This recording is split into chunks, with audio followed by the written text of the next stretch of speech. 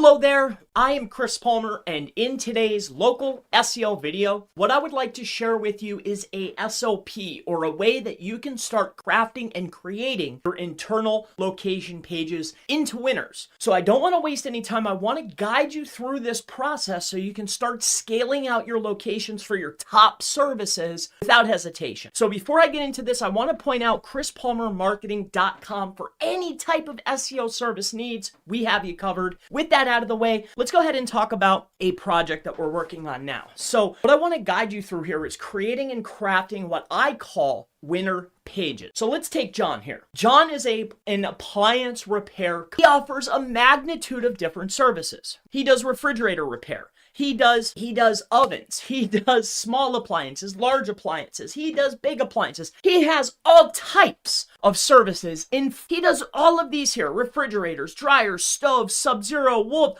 air conditioners, heating repairs. The list goes on and on. But at the end of the day, primary keyword is appliance repair. Of course, on the website, we would like to talk about these secondary services or these other services that we offer. But the primary keyword that we're going after, appliance repair plus location. So what I want to walk you through here is how we can create what I call a winning. So first and foremost, we need to determine, out of the locations that you are providing your service in, which location has the highest competition. For this particular individual or this particular company, it just so happens to be inside of Fayetteville. Fayetteville is located in Georgia. So when we're crafting or creating our winning, the initial makeup of the page is going to be crafted from the hardest area, because generally if we can craft a page that has the right word counts and headers and images in the hardest area, generally it will carry over very well to other locations. Here's what I mean by this. Here's what I mean by crafting and creating a winning page. Let's take Fayetteville for instance. So if we want to rank for Fayetteville, we want to rank for appliance repair, Fayetteville, Georgia. We scroll on down the page and we can quickly see that we have Angie's List and Yelp. These are directories. These aren't companies that look like us. The first person that we find on the list is this company here, and then Dependable, right? So these are the top two performing pages. So the very first thing in creating a winning location page is we need to determine our word counts. So what we would like to do is we like to figure out, okay, this is a top performer. I'm using a Chrome extension called SEO. Inside of SEO Quake, it will quickly lay out the word counts and also the densities. Free Chrome extension. So we can see here that one of the top performers here, Sears Home Services, has 1,600 words. The next top performer in Fayetteville has a amount of 610 words. We're going to grab one more particular person, which is DC. Okay, one more company. We're going to grab one more company here in order to establish an average. So the next one is going to be 700 words. So very quickly we can understand that we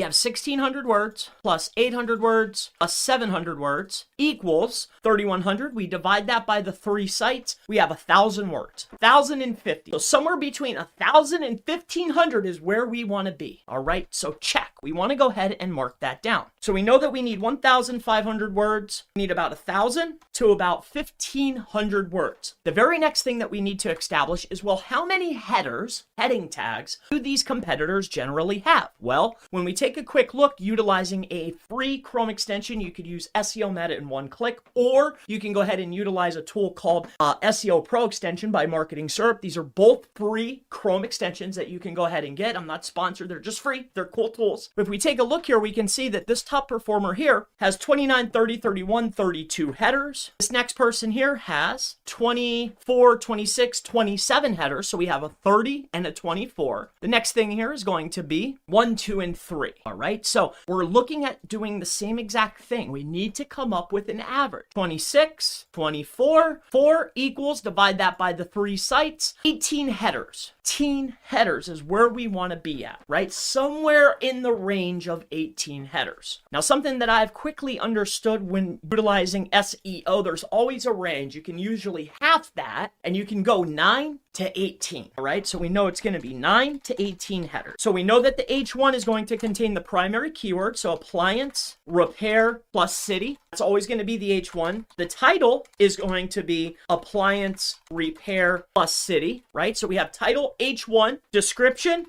Again, I'm trying to put this, it's always going to contain brand plus keyword, okay? Keyword. So we have our title, H1, and meta description. The good rule of thumb is we want to have 1 per 1,000 words. So if the going rate is probably about 1,500, let's say it's 2,000, we want to have at least 2 images. 2 images, we have our description, title, and H1, and we know we need 1,000 to 1,500 words. The next element that we need to know is, well, how many of the headers contain the primary keyword or a variation thereof? So let's go ahead and take a look at that. So what we're going to do is we're going to take a look at that. We're going to look and see, hey, how many headers contain the keyword? 1, we're going to count them up. A good rule of thumb generally is going to, but I strongly urge you at taking a look at the top performing websites, see how many headings need to be optimized. For this, so I don't have to waste any time here, we already know that 60% of the headings contain a keyword. That's 60% optimized. So if we have 9 or we have 18 headings, 9 of them need to be tuned. Okay. Now, once we are armed with this information, we know our word count, we know how many headers, we know what our H1 title, description, we know how many images, and we know how many headers need to be tuned. There's one more element. On average, in the hardest area that you want to target, how many times are they generally utilizing the keyword? And this is without using any tools, just utilizing your eyes and manually checking to see what do these companies have. So we can come in here and quickly understand that appliance and repair, we're looking at a 3 and a 5. Let's go in here, appliance and repair, 5 and a 2, right? We're starting to see a range. And we can come in here, appliance and repair, so we have a 3 and a, so we know that the range is between about 3-5% density for the primary keyword and their variation. We want to probably get in that range. So we don't want to start off on the high range. We want to start off on the low range. So I would always recommend starting at the lower. So let's say it's going to be a 2.5% density for the primary keyword. So appliance, the word repair, the word repairs, right? Primary keywords, and then of course the location. Once we've been armed with this information, the next step is let's take this information and craft our winning. How is this done? We know the amount of words. We know the headers. We know what our H1 title, description, and how many images we need. We know what the primary amount of headers that need to be optimized, and we know what our average density is for the keywords that are really driving the page. So the next element is going to be crafting that winning page. We start developing that winning page. Let's come back over here and let me share with you what we start doing then. Come into here. Let me go back in here to Duda. We're still working on this particular project for this gentleman. Bear with me 1 second. Come inside of here. Once we have crafted our winning page, come in here. Let's say it's going to be Fayetteville. Start with Fayetteville. For you, of course, it's going to be different. It could be also a different service. The very first thing that we need to understand is that we're going to have our page that's going to be made up of roughly about 1,200 to 1,500 words. The next piece is going to be, we know that we need X amount of headers, right? So 1H1, and we're going to have X amount of headers. We just did the math together, right? The next element is we need to know what the density is. Hey, how many times are they using specific keywords in the text, right? So we've made the right amount of headers. You still have to write the content, of course. But now we have a winning page. We're going to go copy, all right? And you could do this inside of your builder, or you could do this inside of the text, right? You could do it in the builder. You could do it in a text document. But now we can start. We have our winning piece of content, right?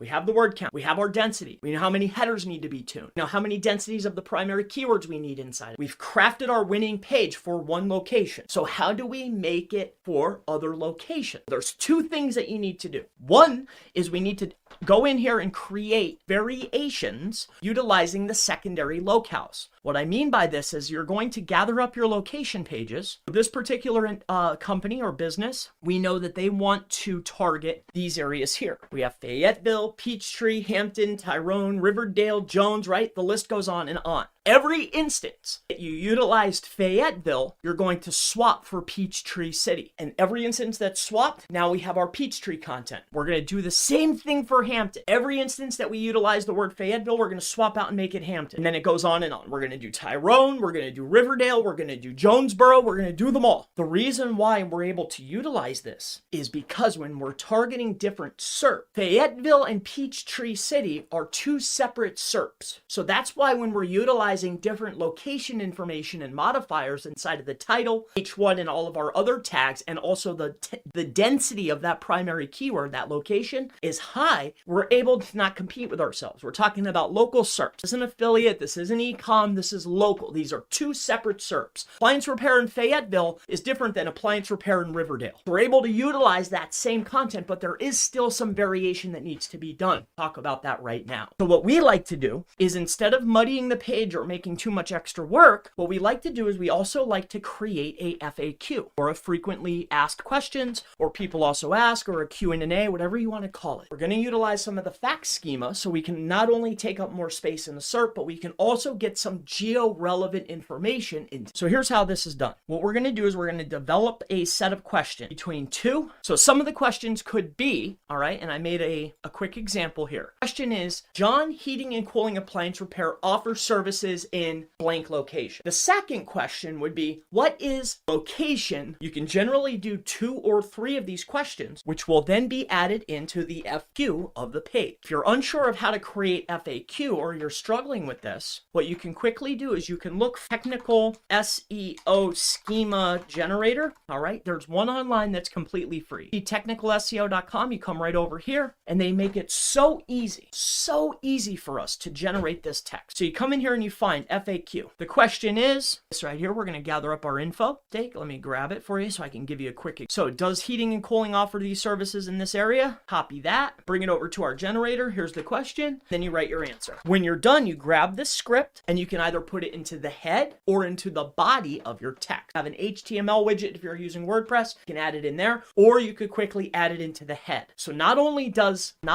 now will we have piece of information or content that is going to be able to target multiple SERPs for the same keyword. Now we've been able to create multiple pieces of content that can target these locations very easily. We can get those pages up and into the SERPs. And then also within our schema, we're able to make the pages geo-relevant. Add in some Q&As. We're adding some is going to be relevant to the location, because we don't want to throw the density off on the page talking about ice cream shops and what's popular. No, put it into the schema. This makes the page overall relevant for the location, and it makes it unique for that keyword plus location. Let me tell you about the next step. You launch and create all of these pages. At the end of the day, they are very similar to one another, right? Right. So once they are launched, after you resubmit your sitemap in Google Search Console, created your sitemap, you've resubmitted it, you've gotten the content searched and crawled, you've gone over to Search Console. So if you don't have Google Search Console, I advise that you created your sitemap, you submit your sitemap to Google and to Bing, you get everything crawled and seen and indexed or into the search results. If your page is not already competing on page 2 or at the bottom of page 1 after you launch, after some time, then you want to start going in there per location and re-optimizing based on the top performer. What I mean by this is, if I come over here to Peachtree, this is another location, crafted the content based on the biggest area. We go into